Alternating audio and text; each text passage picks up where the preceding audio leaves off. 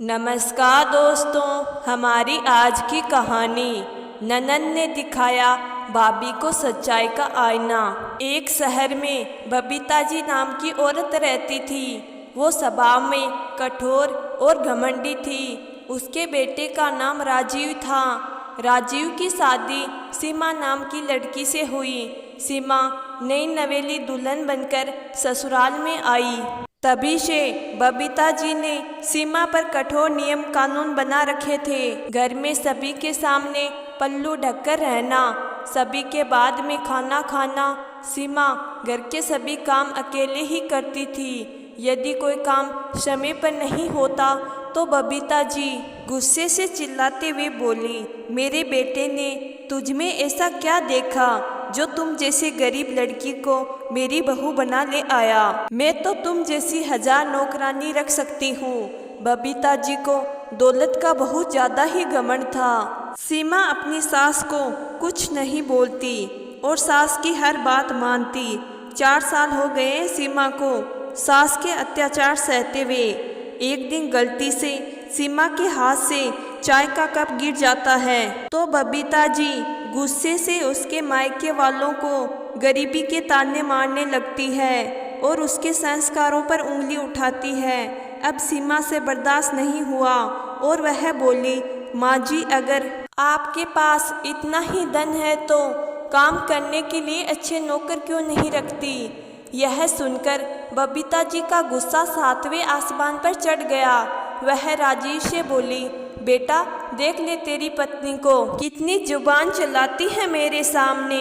राजीव के घर में घुसते ही उसकी माँ बबीता जी रोती सूरत बनाकर राजीव से बोली। सास की बात सुनकर सीमा भी चुप नहीं रह सकी और बोल पड़ी, हाँ, इन्हें सिर्फ मेरा बोलना ही दिखता है, जो सारे दिन मुझ पर ताने मारती हो और मेरे पीछे पड़ी रहती है, नहीं दिखता। सास बहू की बात सुनकर राजीव भी गुस्सा हो गया। क्या माँ, हर रोज की वही चिक चिक, मैं तंग आ गया हूँ आप दोनों से। अब आपकी सुनो या इसकी? आपको इस उम्र में और क्या चाहिए? 2 वक्त की रोटी चैन से खाओ और भगवान के भजन करो। क्यों हर रोज सीमा को परेशान करती रहती हो? राजीव के मुँह से ऐसे शब्द सुनकर बबीता जी के तो होश ही उड़ गए। राजीव तो यह सब बोलकर अपने कमरे में चला गया, लेकिन बेटे के मुँह से ऐसे शब्द सुनकर बबीता जी का कलेजा मानो तीरों से छल्ली कर दिया हो। बबीता जी शुरू से ही जुबान और स्वभाव दोनों में तेज थी। हमेशा अपने ही तरीके से घर और घर के सदस्यों को चलाने की कोशिश करती रहती थी, लेकिन अब शायद बहू भी उनकी इस आदत से परेशान होकर मुँह पर जवाब देने लगे। बस यही बात बबीता जी को बर्दाश्त नहीं हो रही थी। बेटा राजीव अपनी माँ की इस आदत को भली भांति जानता था, इसलिए अपनी माँ का पक्ष नहीं लिया। बेटे की बात बबीता जी के दिल और दिमाग में गूंज रही थी। इस उम्र में आपको क्या चाहिए? मतलब क्या अब मुझे 2 वक्त की रोटी के लिए बेटे बहू के आगे हाथ फैलाना होगा? मुझे अब 2 रोटी के अलावा कुछ नहीं चाहिए। वह सोचने लगी, अगर आज राजीव के पिता जिंदा होते तो मुझे यह सब सुनना नहीं पड़ता।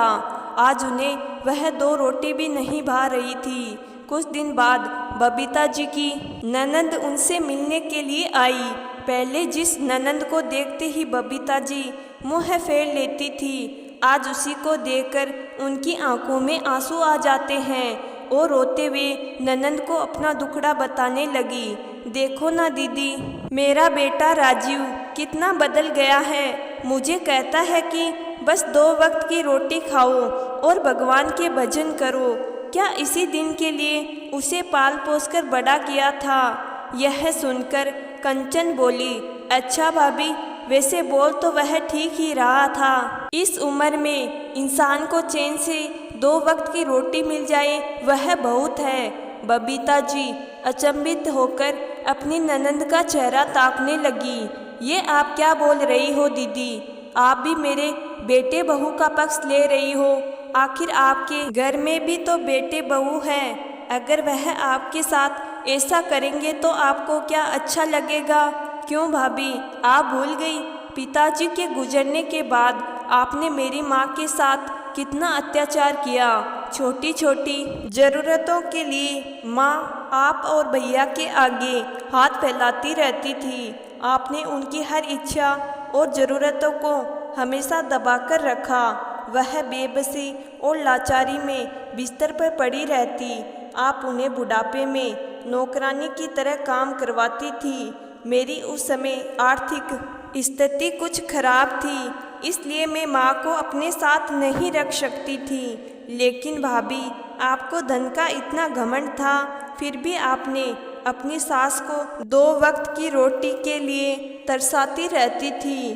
भाभी, आपकी किस्मत अच्छे हैं जो आपके बेटे बहू आपके लिए 2 वक्त की रोटी देते हैं, वरना मेरी माँ को आपने 2 वक्त की रोटी नसीब होने नहीं दी। उस वक्त भाभी, आप बहुत खुश थी कि चलो घर पर मेरा अधिकार है, तो अब अपनी बहू को क्यों दोष दे रही हो? ननंद के दिखाए आईने से बबीता जी शर्मिंदा होकर नजरें झुका ली।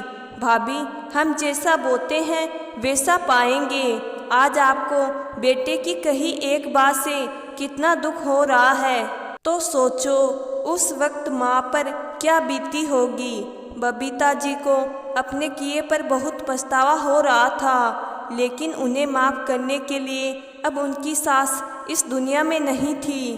तो दोस्तों, मैं आशा करती हूँ कि आज की कहानी आपको ज़रूर पसंद आई होगी। कहानी पसंद आई है तो कहानी को लाइक और चैनल को ज़रूर सब्सक्राइब करिएगा। धन्यवाद।